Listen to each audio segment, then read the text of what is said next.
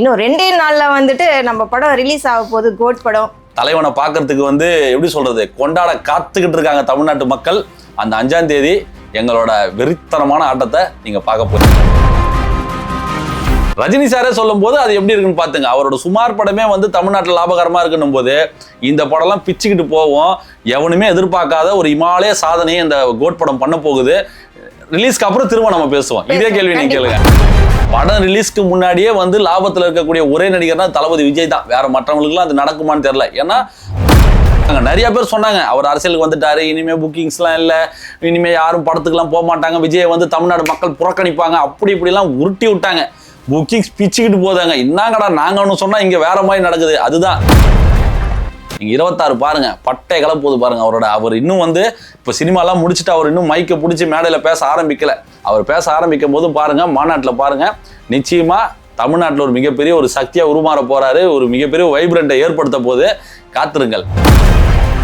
மாநாடு நடத்துறதுக்கான இடத்தையே இவரால வாங்க முடியல. இப்படிப்பட்டவர் மக்களுக்கு எப்படி நல்லது செய்வாரு? கிட்டத்தட்ட பல பத்திரிகையாளர்கள் என்ன சொல்றாங்கன்னா 10 லட்சம் பேர் கிட்ட கூட வரதுக்கான வாய்ப்பு இருக்குன்ற மாதிரிலாம் சொல்றாங்கன்னும் போது அதன் பாதுகாப்பு ஏற்பாடுகள், அதுக்கான இடம் வேண்டும், அது எத்தனை பேர் வராங்க, அது சேஃப்டி மெஷர்மெண்ட் எல்லாமே பார்க்கணுன்றதுனால எந்த ஒரு குறையும் அந்த மாநாட்டில் இருந்துடக்கூடாது. அந்த அரசியல் ஞானம்லாம் எங்க தளபதி கிட்ட இருக்கு. நீங்க சொல்லி அவர் பேச வேண்டிய அவசியம் இல்லை. அவருக்கு தோணும், அவருக்கு தெரியும் எப்போ நம்ம பேசணும், யாருக்காக நம்ம பேசணுன்ற அறிவு தெளிவுலாம் அவருக்கு இருக்கு. நீங்க 23ஆம் தேதி மாநாட்டில் பாருங்க, இவர்கள் கேட்கக்கூடிய அனைத்து கேள்விகளுக்கும் பதிலடியாக எங்க தலைவரோட ஸ்பீச் இருக்கும். அதிகாரம் என்பது நம்ம கைக்கு வந்ததுன்னா அதை வச்சு அவங்களுக்கு இன்னும் உதவி பண்ணலாம், இன்னும் சேவைகளை செய்யலான்ற ஒரு பொதுநலத்தோட தான் அவர் அரசியலுக்கு வர்றார்.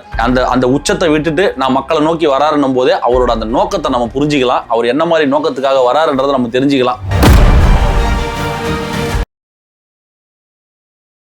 பாரத் நெட்வொர்க் தமிழ் நேயர்களுக்கு அன்பு வணக்கம். இன்னைக்கு நம்மளோட சிறப்பு நேர்காணலுக்கு வந்திருக்காரு தமிழக வெற்றி கழகத்தோட செய்தி தொடர்பாளர் திரு ராம்குமார் சார். அவர்கிட்ட பேசலாம் வாங்க. வணக்கம் சார். வணக்கம் மேடம். நல்லா இருக்கீங்களா? சிறப்பா இருக்கேன். எப்படி இருக்கு சார்? பரபரப்பா போயிட்டு இருக்கு தமிழக வெற்றி கழகம். அரசியல் ஒரு பக்கம், சினிமா ஒரு பக்கம். இன்னும் 2 நாள்ல வந்துட்டு நம்ம படம் ரிலீஸ் ஆக போகுது, கோட் படம். அதனோட எதிர்பார்ப்பு, வைபு எப்படி இருக்கு மக்கள் கிட்ட? நாங்க இப்போ அரசியல் மாநாடு அதெல்லாம் இந்த மந்த் எண்டு தான்.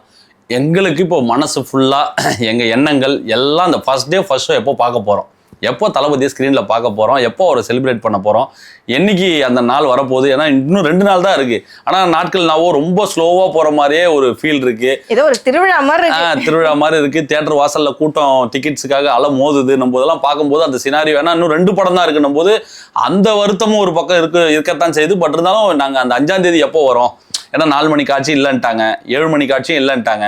சரி 9 மணி காட்சி கொடுப்பீங்களாடான்னு கேட்டால் அதுக்கும் டவுட்டு, இன்னும் ஜியோ பாஸ் ஆகலை.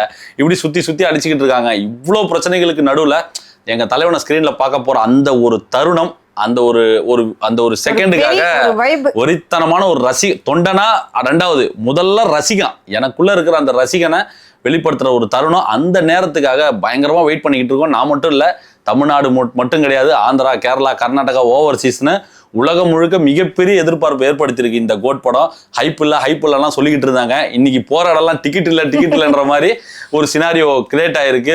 புக்கிங்ஸ்லாம் பின்னிக்கிட்டு போகுது. கிட்டத்தட்ட ப்ரீ புக்கிங்ஸ்லேயே ஒரு 50 கோடி ரூபாய் கிட்ட கலெக்ட் பண்ணியிருக்கு படம். இன்னும் தமிழ்நாட்டில் பல திரையரங்கங்களில் முன்பதிவே ஆரம்பிக்கல.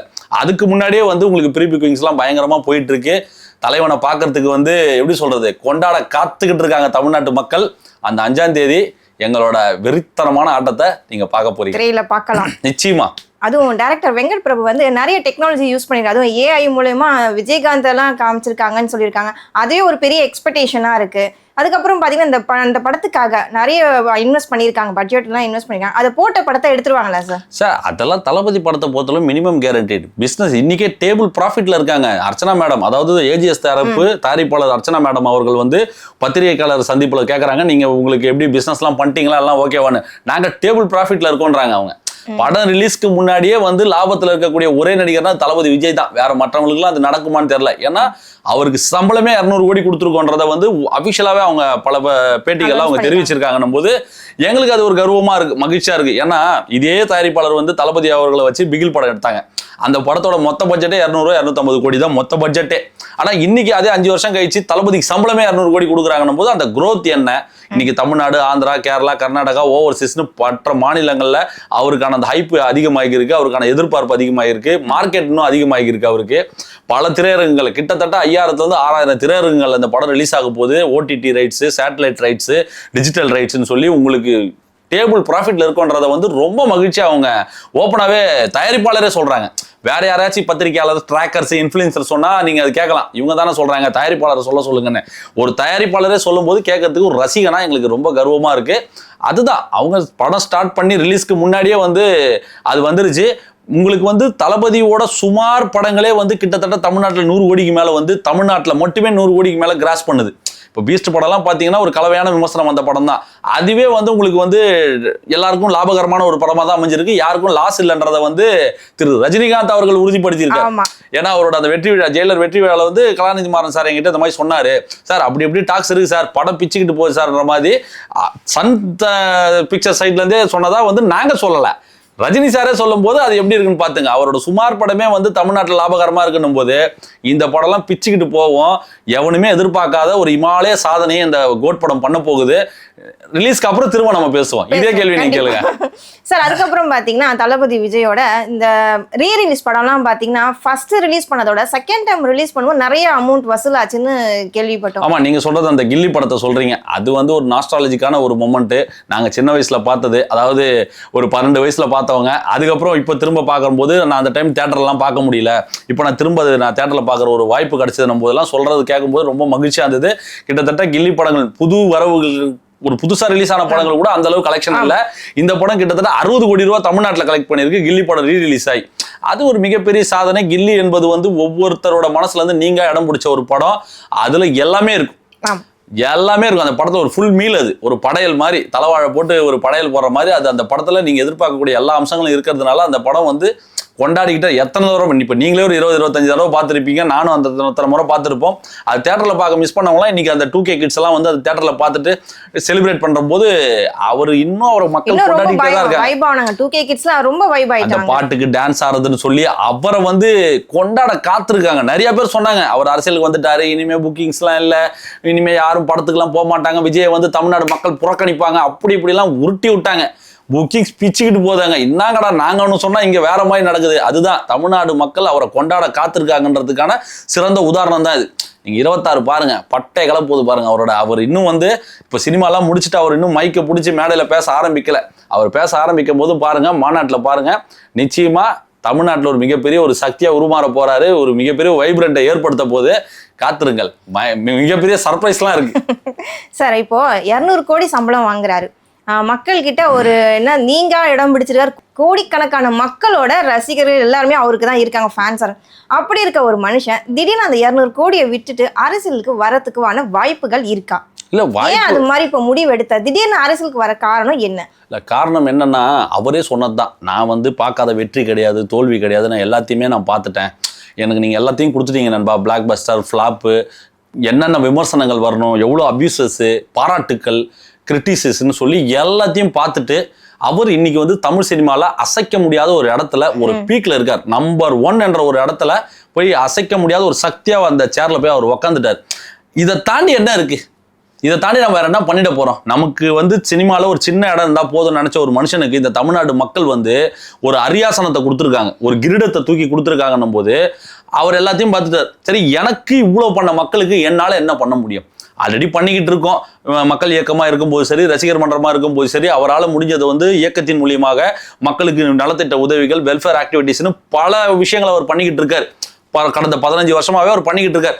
இதை தாண்டி நம்ம என்ன செய்யலாம்? அவங்க வறுமையை போக்குறதுக்கோ இல்லை அவங்க வாழ்வாதாரத்தை மேம்படுத்துறதுக்கோ என்ன மாதிரி விஷயங்கள் பண்ணலாம்? அவங்கள வந்து அடுத்த கட்டத்துக்கு நகர்த்து கொண்டு போகிறதுக்கு நமக்கு என்ன தேவை? அதிகாரம் தேவை. ரைட்டு, நம்ம கிட்ட பணம் இருக்கு, நம்ம நிர்வாகிகளுக்கு ஏதோ கஷ்டப்படுறவங்க அவங்களால முடிஞ்ச உதவிகள் எல்லாம் பண்ணிக்கிட்டு இருக்காங்க, என் பேரை சொல்லி எல்லாம் ஓகே. அதை தாண்டி அதிகாரம் என்பது நம்ம கைக்கு வந்ததுன்னா அதை வச்சு அவங்களுக்கு இன்னும் உதவி பண்ணலாம், இன்னும் சேவைகளை செய்யலான்ற ஒரு பொதுநலத்தோட தான் அவர் அரசியலுக்கு வர்றார். அவருக்கு சம்பாதிக்கணுன்ற நோக்கமோ ஒரு சுயநலமா இதுல என்னங்கிற 200 கோடி அதுல போனா 10,000 கோடி 20,000 கோடின்னு சம்பாதிக்கலான்ற ஒரு நோக்கத்துக்காக அவர் இங்க வரல.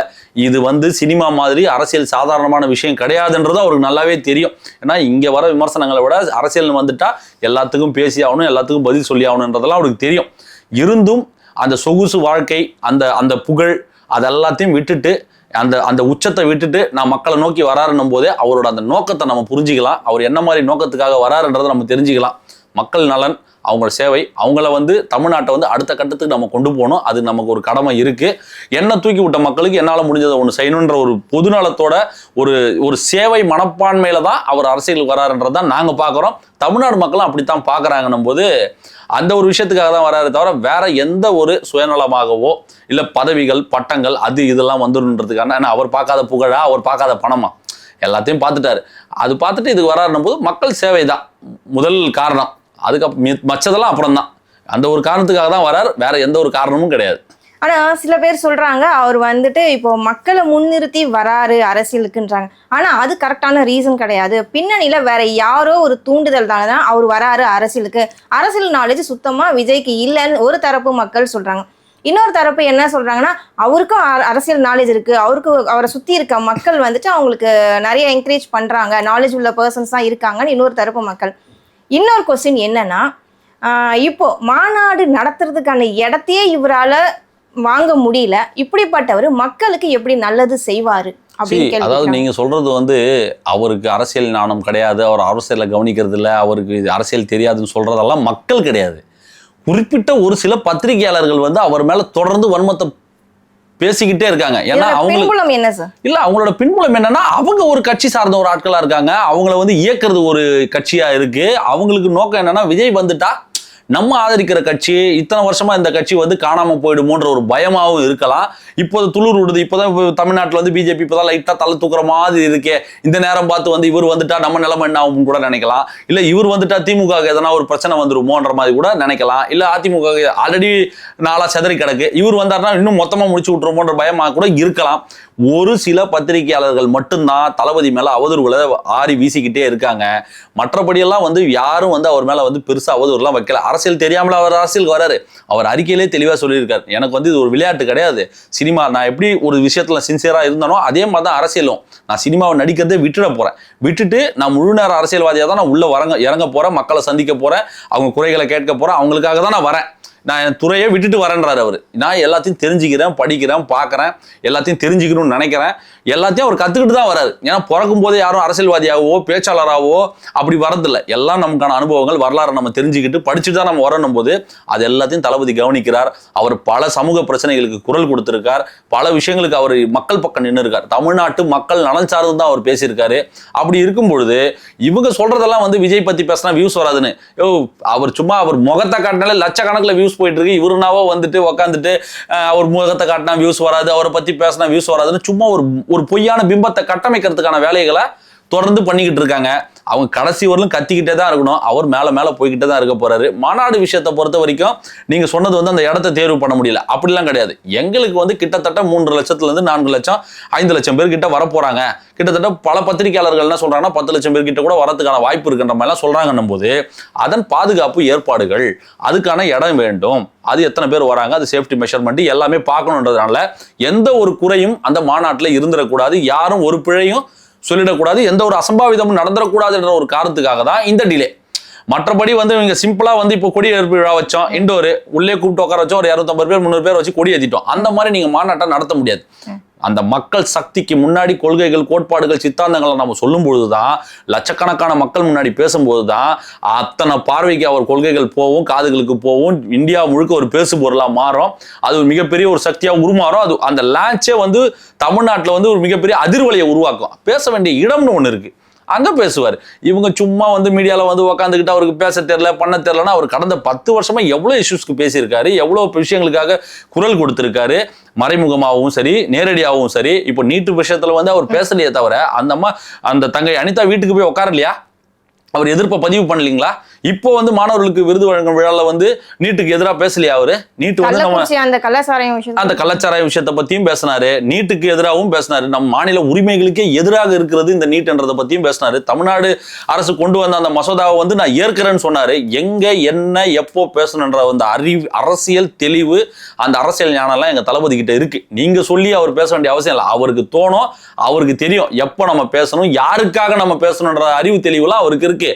அவங்க என்னன்னா ஒரு பயத்தின் காரணமாகவும் அவரை எப்படியாச்சும் இப்பயே மட்டம் தட்டிட்டு வரவிடாம பண்ணிடணுன்ற நோக்கத்துக்காக பண்ணிக்கிட்டு இருக்காங்க. நீங்க 23ஆம் தேதி மாநாட்டில் பாருங்க, இவர்கள் கேட்கக்கூடிய அனைத்து கேள்விகளுக்கும் பதிலடியாக எங்க தலைவரோட ஸ்பீச் இருக்கும். ஓகே சார், தமிழக வெற்றி கழகம் இந்த கட்சி வந்து எந்த அரசியல் கட்சிக்கு எதிராக இருக்கும், எந்த கொள்கைக்கு எதிராக இருக்கும்? நாங்க எந்த கொள்கைக்கும் எதிரானவரும் கிடையாது, எந்த கட்சிக்கும் எதிரானவரும் கிடையாது. நாங்க வந்து எங்களோட சித்தாந்தம் என்ன, எங்க கொள்கை என்ன, கோட்பாடுன்னு சொல்ல போறோம். நாங்க என்ன சொல்லியிருக்கோம், பிறப்புக்கும் எல்லா உயிருக்கும் என்ற சொல்லி அந்த கோட்பாடை முன்னிறுத்தி தான் நம்ம அரசியலுக்கு வரோம். பிறப்பால் உயர்ந்தவன் தாழ்ந்தவன் இல்லைன்னு சொல்றோம். சமூக நீதி அரசியல் தான் நம்ம பேசுவோம்னு சொல்றோம். அம்பேத்கரை படிங்கன்னு சொல்றோம். அண்ணாவோட நல்ல விஷயங்கள் எடுத்துக்கங்கன்றோம். அதே மாதிரி பெரியாரை படிங்கன்னு சொல்றோம், காமராஜரை படிங்கன்னு சொல்றோம். இப்படி நம் தமிழ்நாட்டுக்காக, நம் தமிழக மக்கள் நலனுக்காக போராடி உயிர் நீத்த மொழிப்போர் தியாகிகளை போற்றணும்னு நம்ம சொல்றோம் எங்க அறிக்கை மூலியமா. அதுலயே உங்களுக்கு தெரிஞ்சிடும் நாங்க என்ன மாதிரி அரசியலை முன்னெடுக்க போறோம். எங்க கட்சி கொடி வந்து என்ன மாதிரி விஷயத்தை உணர்த்துதுன்றது உங்களுக்கு நல்லா தெரியும். அது தமிழர் மரபு சார்ந்த, தமிழரை போற்றக்கூடிய, நம் பழைய விஷயங்கள் எல்லாம் நினைவுபடுத்தக்கூடிய பல விஷயங்கள் அந்த கொடியில இருக்கு. அந்த கொடிக்கான வரலாறும் அவர் மாநாட்டில் சொல்ல போறாருன்னும் போது நாங்க ஒன்றும் வந்து தமிழ்நாட்டு மக்களுக்கு எதிராக பேச போறது கிடையாது. போராட்டம் நாடு சுடுகாடாயிடும் நாம சொல்ல போறது கிடையாது. அவங்களுக்கு வந்து நீட் அவசியம்னு நாங்க சொல்ல போறோமா, இந்த ஹைட்ரோ கார்பன் வேணும்னு சொல்ல போறோமா, நெடுவாசல் வேணும், இப்படி அவங்களுக்கு எதிரான அரசியல் நம்ம பேச போறது கிடையாது. அவங்க நலன் சார்ந்த அரசியல் தான் நம்ம பேச போறோம் போது நாங்க எல்லாரும் வாங்க உண்மையா இருப்போம், ஒத்துமையா இருப்போம், சகோதரத்துவமா இருப்போம், சமத்துவத்தை நம்ம பேணி காக்கணும், எல்லாம் ஒன்னா இருக்கணும்ன்ற அந்த அரசியல் நம்ம முன்னெடுத்து தான் வரும். அது நமக்கு அந்த மக்கள் ஏத்துப்பாங்கன்ற நம்பிக்கை எங்களுக்கு இருக்கு. நாங்க வந்து எதிர்த்து பேசியோ இவங்களுக்கு மாற்று அவங்களுக்கு மாற்று நாங்க எங்களை முன்னிறுத்தி வரோம். எங்க தளபதி தான் முதன்மை சக்தி, பிரைமரி ஃபோர்ஸா நாங்க எங்க தளபதியை முன்னிறுத்துறோம். எங்க தளபதியை வந்து மக்கள் ஏத்துப்பாங்கன்ற நம்பிக்கை எங்களுக்கு இருக்கு. அதுக்கான தேவை இப்போ வேணும்னு மக்கள் கிட்ட அந்த எதிர்பார்ப்பை எங்களால பார்க்க முடியுது. களத்துல தளபதி வரணும், ஓட்டு போடுவோம், நாங்க எங்களோட ஆதரவு அவருக்கு தெரிவு பண்ற மாதிரிலாம் வந்து மக்கள் சொல்றாங்க. மக்கள் கிட்ட அந்த எதிர்பார்ப்பை எங்களால பார்க்க முடியுது. நாங்க எங்களோட கொள்கையை சொல்ல போறோம், கோட்பாடை சொல்ல போறோம், சொல்லி ஓட்டு கேட்க போறோம். நிச்சயமா மக்கள் எங்களை ஆதரிப்பாங்கன்ற நம்பிக்கையில் நாங்க இருக்கோம். நாங்க ஒருத்தரை வந்து பேசி அவங்கள திட்டி எதுவுமே பண்ணல, எதுவுமே செய்யலன்னு சும்மா குறைகளை மட்டுமே சொல்லிக்கிட்டு இருந்தா இங்க எதுவும் மாற போறது கிடையாது. மாற்றத்துக்கான வழி என்ன, நாங்க வந்து மாற்றுன்னு சொல்லி வரோம். நாங்க என்ன செய்ய போறோம், இது வரைக்கும் இவங்க இந்த பிரச்சனை எல்லாம் இருக்கு, இவ்வளவு ப்ராப்ளம்ஸ் எல்லாம் இருக்கு, இதுக்கான மாற்றா நாங்க இந்த சொல்யூஷன் எல்லாம் நம்ம பண்ண போறோம். ஆல்ரெடி இந்த விஷயங்கள்லாம் நாங்க பண்ணிக்கிட்டு இருக்கோம். இது எங்களுக்கு நீங்க ஆட்சி அதிகாரத்தை எங்க கையில கொடுத்தீங்கன்னா இதெல்லாம் நாங்க மாத்த போறோன்ற சில விஷயங்கள்லாம் சொல்லிதான் ஓட்டு கேட்க போறோம். அது ஏத்துக்கிட்டா நிச்சயமா நாங்க தளபதி வருவார் என்ற நம்பிக்கையில் தான் நாங்க இருக்கிறோம். நாங்க யாருக்கு எதிராகவும் பேச வேண்டிய அவசியம் எங்களுக்கு கிடையாது. இப்போ 3 எழுத்து மந்திரம் சொல்லியிருக்காங்க, அதாவது எம்ஜிஆர், அண்ணா, விஜய். 2026ல ஒரு மாற்றம் வரும் நீங்க ஆணித்தரமா இப்போ சொல்லிட்டு இருக்கீங்க. இப்போ மக்களோட எதிர்பார்ப்பு என்னன்னா, அவர் ஒரு ஆக்டர்ன்ற ஒரு கண்ணோட்டத்துல பாக்குறாங்க. இந்த மாநாடு கட்சியை அலௌன்ஸ் பண்றாரு, கட்சி கொடி இன்ட்ரடியூஸ் பண்றாரு, அந்த வைரலான சாங்ஸ், கொள்கை பரப்பு சாங்ஸ் பண்றாரு. இப்போ வரப்போற நேரத்துல பாத்தீங்கன்னா மாநாடு. இதெல்லாம் வந்து நெக்ஸ்ட் லெவல் மக்கள் மத்தியில ஒரு வைபை கிளப்புமா? மக்கள் வந்துட்டு ஒரு நடிகராக்காக வராங்களா, இல்ல அரசியலுக்கான மாற்றத்துக்காக வராங்களா? தமிழ்நாடு மக்களை பொறுத்த வரைக்கும் அவங்க வந்து திரை பிம்பத்தை பார்த்தோ இல்ல இந்த கொள்கை பரப்பு சாங்க பார்த்தோலாம் வந்து மயங்கி போய் ஓட்டு போற அளவுக்கான முட்டாள்கள் கிடையாது. அவங்க தெளிவா தெரியும் யாரு என்ன. அவர் எனக்கு என்ன இங்க தமிழ்நாட்டில் ஒருத்தங்க அரசியல் கட்சி ஆரம்பிக்கிறான்னா என்ன மாதிரி அரசியல் கட்சி ஆரம்பிக்கிறான், எதுக்காக பேசுறான், யாருக்காக பேசுறான், நம் மக்களுக்கான அரசியல் பேசுறானா, நம் மண்ணுக்கான அரசியலை பேசுறான்றதெல்லாம் மக்கள் தெளிவா பார்த்துக்கிட்டு இருக்கான். தமிழ்நாடு மக்கள் ஒன்றும் அந்த அளவுக்கு முட்டாள்கள் கிடையாது. அவங்க ரொம்ப குறைச்சலாம் நம்ம மதிப்பிடவே முடியாது. அவன் ஒருத்தனை கொண்டாடினான்னா கடைசி வரலும் கொண்டாடிட்டு இருப்பான், புறக்கணிச்சானா தூக்கி போட்டுருவான். தளபதியோட அந்த திரை பிம்பம் அரசியலுக்கு உதவும், நிச்சயமாவே 50% உதவும். ஏன்னா மக்கள்ல இருந்து வீட்டுல வந்து இருக்கக்கூடிய ஒரு வீட்டுக்கு 3 ஓட்டு இருக்கு, 3 ரசிகர்கள் இருக்காங்க, புரியுதுங்களா? அவங்க வந்து காத்துக்கிட்டு இருக்காங்க நாங்க எப்போ ஓட்டு போடணுன்ற மாதிரி ரசிகர்கள் ஓட்டு போடலாம். ஆனா பொதுமக்கள் வந்து பேசட்டும், விஜய் பேசட்டும், என்ன பேச போறாருன்னு அங்க பார்க்கலாம், கொள்கை என்ன சொல்ல போறாருன்னு பார்க்கலாம், என்ன மாதிரி சித்தாந்தத்தை முன்வைக்கிறார் பார்க்கலாம்லாம் பார்த்துட்டு ஓட்டு போடுற மக்கள் தான் தமிழ்நாட்டில் அதிகம். முற்போக்கு சிந்தனைவாதிகள், பகுத்தறிவாளர்கள் தான் இங்க அதிகம் தமிழ்நாட்டில். அவன் கோயிலுக்கும் போவான், பெரியார் திடலுக்கும் போவான். அப்படி இருக்கக்கூடிய ஒரு மாநிலத்துல அதெல்லாம் பார்த்து ஓட்டு போடக்கூடிய மக்கள் தான் இங்க ஜாஸ்தி இருக்காங்கன்றதுனால அவரோட அந்த திரைபிம்பமும் உதவும். அதே நேரத்துல அவர் எடுத்து வைக்கக்கூடிய கொள்கைகளும் மக்கள் நலன் சார்ந்து இருக்க போறதுனால பெருவாரியான மக்களோட ஆதரவு எங்க தளபதிக்கு இருக்கும்னு நாங்க நம்புறோம். நாங்கள் வந்து எடுத்த உடனே பாருங்க விஜய் வந்துட்டாரு அவர் தான் அடுத்த சிஎம்னு சொல்லிட்டு அனௌன்ஸ் பண்ண போகிறது கிடையாது. மக்களை போய் அவர் சந்திக்க போறார், பேச போறார், குறைகளை கேட்க போறார், எல்லாத்தையும் பார்த்துட்டு அதுக்கப்புறம் தான் மக்கள் முடிவு பண்ணுவாங்க வரலாமா வேணாமான்றதெல்லாம் அவங்க முடிவு பண்ணணும். நாங்கள் பார்க்குறோம் பேசுகிறோம், அவங்க அந்த ஆதரவு கொடுக்கறதுக்கு தயாராக இருக்காங்க, நாங்கள் நம்புகிறோம். நிச்சயமாக வந்து 2026 ஒரு மிகப்பெரிய ஒரு மாற்றம் இருக்கும்னு நாங்கள் நம்புகிறோம். அது நிச்சயமாக நடக்கும். சரி, இப்போ வந்துட்டு கட்சி ஆரம்பிச்சு கிட்டத்தட்ட ஒரு 6 மாசத்துக்கு மேல ஆயிடுச்சு. இது வரைக்கும் ஏன் ஒரு பத்திரிகையாளர் யாருமே சந்திக்கல, யாருக்கும் இது வரைக்கும் ஒரு பேட்டி கூட கொடுக்கல, என்ன காரணம்? அதோட பின்னணி ஏதாவது இல்ல அதுதான் நான் சொல்றேனே. இப்போ அந்த அபிஷியலான அந்த மாநாடு நடந்தாதான் உங்களுக்கு ஒரு கட்சி என்ட்ரின்றதே உங்களுக்கு அந்த அபிஷியலாக அதிகாரப்பூர்வமாக அறிவிச்ச மாதிரியே இருக்கும். இப்போதான் கொடி அறிவிச்சிருக்கோம். எங்களுக்கு வந்து அந்த ரிஜிஸ்ட்ரேஷன் ப்ராசஸ்லாம் முடிஞ்சு இப்போதான் அது ஒரு ஃபைனல் ஸ்டேஜுக்கு வந்திருக்கு. கட்சியை பதிவு பண்ணணும், தேர்தல் ஆணையத்தில் வந்து கட்சியை வந்து பதிவு பண்ணணும். அந்த ப்ராசஸ் போய்கிட்டு இருந்தது. அது ஒரு ஃபைனல் ஸ்டேஜுக்கு வந்த அப்புறம் தான் நாங்கள் கொடி அறிமுகப்படுத்தியிருக்கோம். இப்போ கொடி அறிமுகப்படுத்திட்டு ஃபாலோ பேக் இப்போ நாங்கள் மாநாடு வச்சிருக்கோம். அந்த மாநாடு முடிஞ்சதுக்கப்புறம் நிச்சயமாக அவரோடக்கான கமிட்மெண்ட்னு ஒன்று இருக்குது. அந்த படத்தோட கமிட்மெண்ட்லாம் முடிச்சுட்டு ஸ்ட்ரைட்டாக நீங்கள் அவர் இனி தினம் தினம் வந்து பத்திரிகையாளரை சந்திக்க போகிறார், மக்களோட மக்களாக இருக்க போகிறாரு, உங்கள் கேள்விக்கெல்லாம் ஒரு பதில் சொல்ல தான் போகிறாரு. தமிழ்நாட்டில் பல இஷ்யூஸு, இந்தியா அளவில் பல பிரச்சனைகள் போய்கிட்டு இருக்கு.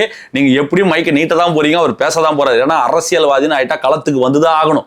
நீங்கள் ஏசி ரூம்லையோ ஏசி வீட்லையோ உட்காந்துட்டுலாம் அரசியல் செய்யவே இனி தமிழ்நாட்டில் முடியாதுன்னும் போது அந்த அறிவுலாம் எங்கள் தளபதிக்கு இருக்கிறதுனால அவர் களத்தோடு வர போகிறார், மக்களோட மக்களாக இயங்க போகிறாருன்னும் போது உங்கள் கேள்விகளுக்கு எல்லாம் எந்த பத்திரிகையாளரை சந்திக்காமல் இங்கே அரசியல் நடத்திட்டாங்க சொல்லுங்கள்? எல்லாரும் பத்திரிகையாளரை சந்திச்சுக்கிட்டு தான் இருக்காங்க, பேசிக்கிட்டு தான் இருக்காங்க, அந்தந்த டைம்ல என்னென்ன அப்டேட்டோ கொடுத்துக்கிட்டு தான் இருக்காங்க. இவரும் முறையாக அந்த மாநாட்டுக்கு பிறகு நிச்சயமாக நீங்க எதிர்பார்க்கக்கூடிய அனைத்து பத்திரிகையாளரோட கேள்விகளுக்கும் அவர் கரெக்டா பதில் சொல்லுவார். நீங்க எதிர்பார்க்கக்கூடிய நாள் கூடிய விரைவில் வரும். ஆனா அதுக்கு முன்னாடி மாநாடு முடியணும். மாநாடு முடிஞ்சதுக்கு அப்புறம் எல்லாமே ஒன் பை ஒன் உங்களுக்கு கிளீனா நடக்கும். அந்த படத்தோட லாஸ்ட் 69வது படம் வினோத்தோட படத்தை முடிச்சுட்டு ஃபுல் ஃபிளஜ்டா ஒரு அரசியல்வாதி விஜயா, இப்போ நடிகர் விஜயா இருக்காரு, இப்போ நெக்ஸ்ட் அரசியல்வாதி விஜயா ஒரு கிரவுண்டுக்கு வரும்போது உங்களோட கேள்வி எல்லாத்துக்குமே பதில் அப்போ கிடைக்கும். சார், ஒரு பக்கம் மாநாடு, இன்னொரு பக்கம் கட்சி கொடி வந்து நம்ம காலையில அவர் இன்ட்ரடியூஸ் பண்றாரு, ஈவினிங் வந்து ஏகப்பட்ட இஷ்யூஸ் வந்துச்சு. ஒவ்வொருத்தரும் இது எங்களுடைய சின்னம், எங்களுடைய சிம்பிள்னு சொல்லிட்டு பேசிட்டு இருக்காங்க. இப்போ அது பெரிய ஒரு விஷயமா போயிட்டு இருக்கு இல்லையா? அதுல அந்த யானை இருக்கிறது, அதுக்கப்புறம் அந்த 28 ஸ்டார்ஸ் இருக்கு. இப்போ கட்சிக்குள்ள இப்போ இந்த கொடியில இருக்கிற அந்த யானை அகற்றப்படுமா இல்ல இருக்குமா? இல்ல அந்த கொடி வந்து என்னன்னா அந்த கட்சி இப்போ பிஎஸ்பி கட்சியாளர் அவர் என்ன சொல்லியிருக்காருன்னா, இந்த கொடி வந்து சின்னம் அவங்க எங்க சின்னத்தை அவங்க வந்து பயன்படுத்திருக்காங்க. எங்க சின்னத்தை நாங்க சொல்லலையே, எங்க கட்சி கொடியில வந்து அந்த யானை சின்னம் என்பது இருக்கே தவிர எங்க சின்னத்துல நாங்க சொல்லலையே. இன்னொரு கட்சியோட சின்னத்தை தான் நீங்க பயன்படுத்தக்கூடாதே தவிர நம்ம கொடியில வந்து பயன்படுத்தலாம். அதுக்கான உரிமை நம்ம கிட்ட இருக்கு. அது வந்து தேர்தல் ஆணையம் வந்து அவங்களுக்கு அது ரைட்ஸே கிடையாது. ஏன்னா கட்சியோட கொடி நீங்க என்ன வேணா பயன்படுத்திக்கலாம். நீங்க சின்னம் இன்னொரு கட்சி அங்கீகாரம் பெற்ற ஒரு கட்சியோட சின்னத்தை தான் நீங்க இங்க பயன்படுத்தக்கூடாது தவிர நீங்க கொடியில நம்ம என்ன வேணாலும் பயன்படுத்திக்கலாம். பல கட்சிகள் வந்து ஏன் யானை என்பது வந்து பிஎஸ்பி கட்சிக்கு மட்டுமே உரியதா, வேற யாருமே பயன்படுத்தக்கூடாதான்ற ஒரு கேள்வி இங்க இருக்கு. சின்னமா தான் பயன்படுத்தக்கூடாதே தவிர உங்களுக்கு வந்து நம்ம சின்னத்தை என்னன்றதை நாங்க இன்னும் அறிவிக்கவே இல்லையே. நாங்க கொடியில மட்டும் தான் பயன்படுத்திருக்கோம். அதுவும் எங்களது வந்து இரட்டை யானை, எங்களோட சிம்பிள் வேற அவங்களோட சிம்பிள் வேறன்றதுனால அது பெருசா அதுல முரண் வராது. இப்படிதான் அண்ணன் தமிழக வாழ்வுரிமை கட்சி அண்ணன் வேல்முருகன் அவர்கள் டிவிகேன்னு தான் நாங்களும் பதிவு பண்ணிருக்கோம், இவங்களும் டிவிகேன்னு தான் போட்டிருக்காங்க. கன்ஃபியூஸ் ஆகும்னாங்க. ஆனா அங்க போய் பார்க்கும்போது அவர் வேற ஒரு பேர்ல பதிவு பண்ணி வேற ஒரு எழுத்து சேர்ந்து வருது, டிவிகே மாதிரி வேற மாதிரி வருது. அங்கேயே அந்த பிரச்சனை முடிஞ்சு போச்சுன்னும் போது இதுக்கு பெரிய இஷ்யூ வாய்ப்பே கிடையாது. இந்த கொடி வேற அந்த கொடி வேற, அதுக்கு எந்த ஒரு சம்பந்தமும் கிடையாது. அது நீங்க வந்து சட்டப்படி நீங்க கேட்டாலும் அதுக்கு பதில் சொல்றது தயார்ன்ற மாதிரி எங்க கட்சியில இருந்தும் அறிவிப்பு வந்திருக்கு. நீங்க சட்டப்படி நீங்க அணுகுனீங்கன்னா நாங்க அதுக்கு பதில் சொல்ல தயாரா இருக்கோன்ற மாதிரிலாம் சொல்லிட்டாங்க. அந்த கொடி பிரச்சனை வந்து பெருசா பேசு பொருளா மாறாது, அது சரியாயிடும். ஏன்னா நாங்க சின்னத்துல தான் நாங்க கொடியில தான் பயன்படுத்திருக்கோம் தவிர சின்னத்துல பயன்படுத்தல. அது பெருசா ஒரு பிரச்சனையா வராதுதான் நான் நம்பிக்கிட்டு இருக்கேன். பாப்போம், நாட்கள் இருக்குல்ல, இன்னும் கிட்ட நெருங்க தெரியும். யானை போட்டிருக்கீங்க, அதான் 2 பக்கம் யானை இருக்கு, நடுவுல வந்துட்டு வாகை இருக்கு. அந்த 28 ஸ்டார் எதை குறிக்குது? இல்ல அது ஒவ்வொருத்தரும் ஒவ்வொன்று டீகோட் பண்ணி சொல்லிக்கிட்டு இருக்காங்க. அந்த 28 ஸ்டார்ல வந்து உங்களுக்கு அந்த 28 மாநிலங்கள் குறிக்கிற மாதிரியும், அதுல 5 ஸ்டார் வந்து சவுத் இந்தியாவை குறிக்கிற மாதிரியும், அதுல நீல கலர் இருக்கிற மாதிரி எல்லாம் வந்து சொல்லிக்கிட்டு இருக்காங்க. ஏன்னா ஒவ்வொருத்தரோட பாயிண்ட் ஆஃப் வியூ வந்து பார்க்கும்போது ஒவ்வொருத்தரும் ஒவ்வொரு கதை சொல்றாங்க. சிவப்பு என்பது என்ன, பாட்டாளி மக்கள் உழைக்கும் வர்க்கத்தோட ஒரு நிறமாக வந்து அந்த சிவப்பு வச்சிருக்காங்க. மஞ்சள் என்பது வந்து உழைப்பு, அந்த இது ஒரு மன்னர் போருக்கு போனானா ஜெயிச்சுட்டு வந்தானா மஞ்சளை வச்சு அந்த வெற்றி வாகை சொல்ற மாதிரி அந்த திலகம் என்ற மாதிரி பல பேர் பல டீகோடிங்க சொல்லிக்கிட்டு இருக்காங்க. இதுல தமிழர் மரபு சார்ந்த விஷயங்கள் நிறைய இருக்கு. அதனால வந்து ஒரு தமிழ் தேசிய அரசியல பேச போறாரான்ற மாதிரிலாம் நிறைய சொல்றாங்க. ஆனா இந்த கொடிக்கான உண்மை வரலாறு என்ன என்பதை மாநாட்டில் அவரதே சொல்றேன்னு இருக்காரு. இன்னும் கிட்டத்தட்ட இன்னொரு 20 நாட்கள் அது நமக்கு தெரிய போகுதுன்னும் போது அவர் சொல்லும் போது தான் நமக்கு தெரியும். இன்னைக்கு வந்து ஒவ்வொருத்தரோட கண்ணோட்டத்துல அவங்க பார்த்துக்கிட்டு இருக்காங்க, இது இப்படி இருக்கும் அப்படி இருக்கும்ன்ற மாதிரிலாம் சொல்லிக்கிட்டு இருக்காங்க. அவர் சொல்லட்டும். அவர் சொல்லும் போது அது இன்னும் ஒரு இன்ட்ரெஸ்டா இருக்கும். புதுசா ஒரு விஷயத்த சொல்லுவார் இல்லையா, அப்போ நம்ம தெரிஞ்சுக்கலாம் என்ன சொல்றாருன்றத. ஆக்சுவலாக அந்த செப்டம்பர் மாதம் ஃபுல்லாமே ஒரு வைபாவே இருக்குது சார். ஒரு பக்கம் கோட் படம் ரிலீஸ் ஆக போகுது, எப்போன்னு எதிர்பார்த்துட்டு இருக்கோம். இன்னொரு பக்கம் வந்துட்டு மாநாடு எப்போன்னு சொல்லிட்டு அந்த மாநாட்டில் தளபதி என்ன சொல்ல போறாரு, மக்களுக்கு என்ன கொள்கை சொல்ல போறாரு, என்ன திட்டங்கள்லாம் வச்சிருக்காரு, அது ஒரு பக்கம் ஒரே பரபரப்பா இருக்கு. இந்த நாட் ஒன்லி செப்டம்பர், அடுத்த 2 வருஷத்துக்கு உங்களுக்கு வந்து தளபதி விஜய் சார்ந்த இந்த 3 எழுத்து மந்திரம் தான் ஒலிக்கும். அந்த பாட்டிலே நாங்க சொல்லிட்டோம், இந்த 3 எழுத்து மந்திரம் தான் இனி தமிழ்நாடு முழுக்க ஒலிக்க போகுதுன்றலாம் சொல்லிட்டோம். இந்த செப்டம்பர் மாசம் கிடையாது, இனி அடுத்த இந்த 26 வரைக்கும் வந்து இவரை பத்தின பேச்சுக்கள் தான் இருக்க போகுது. இவரை பத்தி தான் பேச போறாங்க. விஜய் என்ன பண்ண போறாரு, விஜய் என்ன மாதிரி முடிவு எடுக்கிறாருன்ற பத்தி அரசியல் சார்ந்து. இவரை தவிர்த்துட்டு நீங்க இனி அரசியல் செய்ய முடியாது. இவரை நோக்கி மட்டும்தான் அரசியல் நடக்கும். இவரை நீங்க ஒண்ணு ஆதரிச்சு பேசணும், இல்லை எதிர்த்து பேசணும். தவிர்த்துட்டு பேசவே முடியாது. தமிழ்நாட்டு அரசியல் சூழல் இனி அப்படிதான் மாறப்போகுது. தவிர்க்க முடியாத ஒரு சக்தியா அவர் உருவாக போகிறார். தமிழக மக்களோட ஆதரவு எங்களுக்கு இருக்குன்னு நாங்க நம்புறோம். 26ல நிச்சயமா எங்க தளபதி ஜெயிப்பார்ன்றதை இந்த இடத்துல நான் என்னோட கருத்தை நான் தெரிவிச்சுக்கிறேன். தெரியாத நிறைய விஷயங்கள் எங்கள்கிட்ட ரொம்ப ஷேர் பண்ணிக்கிட்டீங்க. ரொம்ப ரொம்ப நன்றி சார். மகிழ்ச்சி.